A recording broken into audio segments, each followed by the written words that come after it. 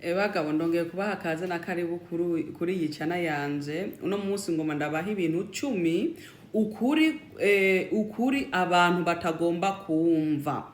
Nimwumvirize neza. Ukuri abantu batagomba kumva. Nivyo bintu ngoma ndababwire mvuge kuno munsi. Ni ibintu 10 ndatoye abantu batagomba kumva mugabo nukuri. Nukuri. Hama rero icyambere na mbere nta muntu agufitiye ideni. Nta numwe nyambara inyoko wawe, nyambara iso wawe, nyambara abagenzi, nyambara umuntu numwe nta numwe agufitiye ideni. Wewe niwe usobora gukora ugusoboye kose wisikana iyo ushaka kuza. Nta numwe agufitiye ideni ngaha ku isi iyi tubayemwo. Uko nukuri. Ntushaka kukumva muga niko kuri. Icyakabiri umwanya wawe uraharuye. Nta gihe kinini ufise ngaha ku isi. Fata ico gihe gito ufise ugikoremwo ikintu. Abantu benshi bibaza ngo bafise ngo bazomara imyaka 100 ngo nibiki nibiki. Igihe cyawe rero kiraharuye. Rero fata ibyo ushaka gukora ubikore muri ako kanya gato wewe ushaka gukora. Icya gatatu ntushobora gukontorora byose. Mu buzima hari ibintu udashobora nawe wo gukontorora. Uko nukuri nako abantu batashaka kumva. Hariho ibintu nyamba ubufise billionaire, nyamba ubutunze ku isi wa mutunzi ebagabo hatari ufise etage ibintu byose mu buzima wifuza uzobufise muga hari ibintu udashobora gukontorora mu buzima. Aho rero nukubaha Imana kubera hari ibintu wewe nyene ntiwiremye nico gituma atashobora gukontorora vyose. Sawa tubandanye. Ukundi kuna abantu batashaka kumva. Hari abantu bibaza ngo abantu benshi ngo barabiyumvira ko bene nyene ngo ntibashaka gukora iki kintu ngo kubera ngo ujya muntu yontwenga ngo ujya muntu ngo arambona. Abantu benshi rero bakunda kubwira ukuri biyumvira kuri bene nyene. Abari kugwana n'ingorane afise mu buzima rero nta mwanya afise wo kwiyumvira kuri wewe. Kora ibintu vyawe mu mahoro kandi utibaza ngo ujya muntu ngo ari kundebera ibintu vyanze. Sawa tubandanye. Nta numwe azoza kugukiza. Nta numwe ngaha ku isi azoza kugukiza. Ni wewe wikura muri izo ngorane wisizemwo. Ni wewe ugerageza kurondera uburyo wikura muri izo ngorane urimwo. Bagabo nukuri abantu batagomba kumva. Nta muntu rero azoza kugufasha. Rero icya gatandatu kivuga ati ukaguma ahuri nta kintu na kimwe kizoba. Uwo ni wo mwansi watera mbere. Niyo waguma uri comfortable utavuga ati reka nkora ibintu bisasha, reka ngerageza ibintu bisasha, ukaguma muri za ngorane, ukaguma wifumbatiye ngo abantu barantwenga ngo amasoni ngo ibiki, challenging yourself, ntuwigwaneko.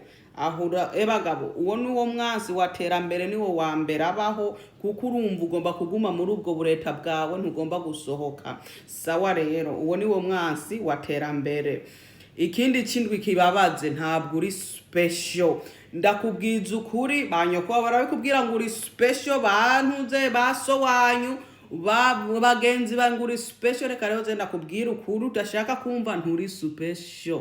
Ikintu kikugira special no gufata iyo mpano wahawe n'Imana ukayigira intuzeye ubuzima bwiza. Niho uwa special. Niho nta muntu jewe nyene ntabwo ndi so special. Ndi umuntu asanzwe bakase ngaha mva maraso. Reka rero ndakubwiza uko kuri nta bantu bagomba kukumva mugabo niko kuri. Abantu benshi muratangaje ntimushaka kukumva mugabo hageze kunuze kubivuga ko ngo uwo muntu ngo abagabo ngo arirata ngo umuntu ameze kunuko oyaye. Then ndakubwire kuri kuba special ni kufuba ufise talent ukayi challenging ukayi exploring ugakora ibyo ushoboye byose kugira iyo talent yawe guteza imbere. Aho niho ubaye special. Aho uba special. Reka ndabahe example.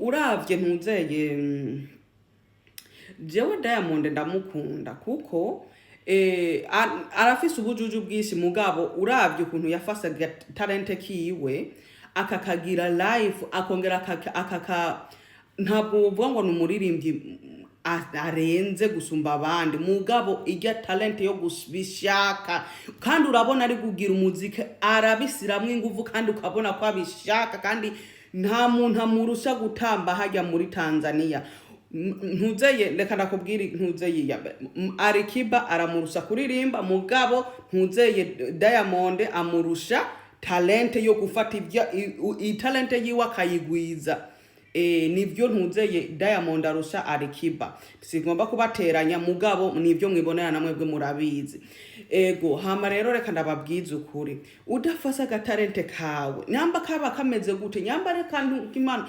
utakagwizize ngo wongere ukagwize ni negative ntabwo buri special sawa rero reka tubandanye ubuzima ntiburi fair ubuzima mbega kuri fair ngo life is not fair mu kirundi ndo bivuga gute ubuzima nta muntu bubera neza ubuzima buraba life is not fair mwandike mu ma commentary mwebwe muzi iri jambo rya life is not fair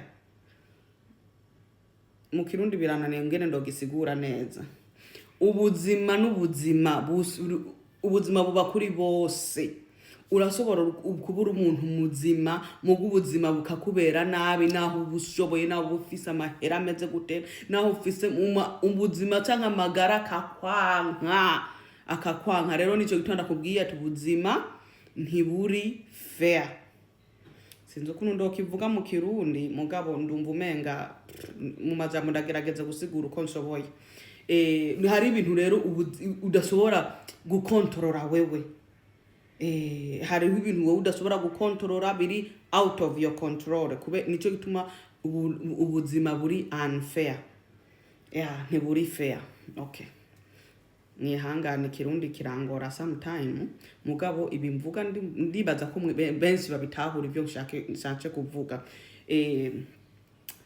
iki cenda naco kivuga ati ntuzokwigera uba perfect ntuzokwigera utagira inenge nta mwiza buri nenge mu buzima uzogomba ukore umeze gute ushaka ibiki ugira iki ntiwigera uba perfect kuko nta muntu ngaha ku isi adafise akabazo mu buzima hari igihe uba ntuzeye reka hari umuntu uze yizigeze kumbwira ati ngo Janine ngo yaba mfise ngo ubwo buzima ngo we ubayeho ngo batangorane mfise ngo mba nyene ndumva mbaye atangorane mfise ndamubwira ati burya naho mbona uku ndafise ma negative mu buzima nyene mfise hari ibintu ntashaka gukora canke mbega ndafise nyene hari ugihe nyene mbega novuga gute nk'ikintu basireka ndaguhe example iboneka nko kuvuga ngo nta muntu ari perfect kira muntu wese bajya abantu bose wowe ubona ko bari perfect bene bawishi hari gihe mu buzima bibaza ati yaba ndarimeze nka naka mba meze neza mba mfise ubuzima bwiza yaba mfise kajya kabiri kurya canke ngororoce nka urya muntu canke akazuru kanze kagororoce canke amaso yanze ameze uku umusatsi wanze urehiyo inzara zanze nyene ziri perfect ndoba meze neza ati ndoba mbayeho ubuzima bwiza canke ngo ico ndifuza ku mubiri mu buzima ndoba ndakironse ngibyo bintu rero abantu bese tugenda twipfuza utuntu uwirabura avuga ati yaba mfise inzobo uw'inzongo yaba ndirabura urumva nta numwe azokwigera aba happy sawa bagabo hama rero icyanyuma rero kivyunyura ubuzima bugenda buhinduka uko wari umwaka umwaka ukwirikira uzokumerera atari wowe ubigize kandi wowe ntibikuvako ni nature uko izuba ryaka imvura ikagwa hakantuze hakaza imbeho niko n'ubuzima bumeze ndakubwiza ukuri hari ibintu ushobora guhura navyo ntushobore kubihindura mugabo bigahindukana kubera umwanya bugeze. Nivyo sawa part 2